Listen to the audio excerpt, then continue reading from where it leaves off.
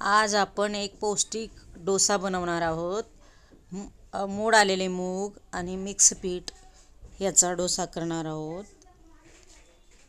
डोसा म्हणलं की सहजच कोणी लगेचच मुलं पण तयार होतात खायला.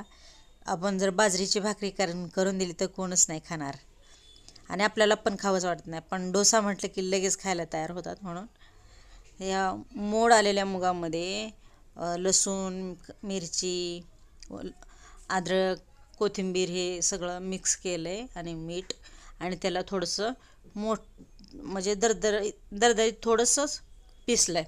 म्हणजे एकदम प मऊ नाही पिसायचं, बारीक नाही करायचं. त्या ह्याला मिक्सरला लावायचं नाही आणि थोडं जाडसर ठेवायचं ते मूग.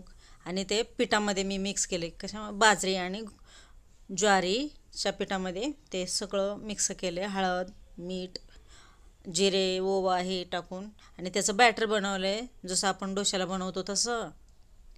आणि डोसा कसा आणि हा डोसा बनवला आहे, तो खायला खूप टेस्टी आहे. पचायला पण हलका आहे. बाजरी आणि ज्वारी हे आपल्या शरीरासाठी खूपच आवश्यक आहे.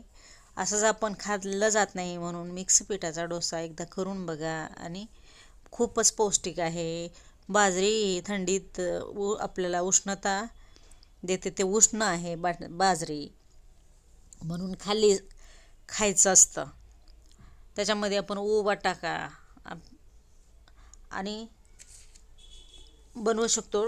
खूप छान लागते डोसे आणि चटणीबरोबर ते सर्व करू शकता. हे लहान मुलं पण आवडीने खातील आणि ते पचायला पण हलकं आहे. कसं वाटलं ही रेसिपी मला कमेंटमध्ये सांगा आणि तुम्ही पण करून बघा.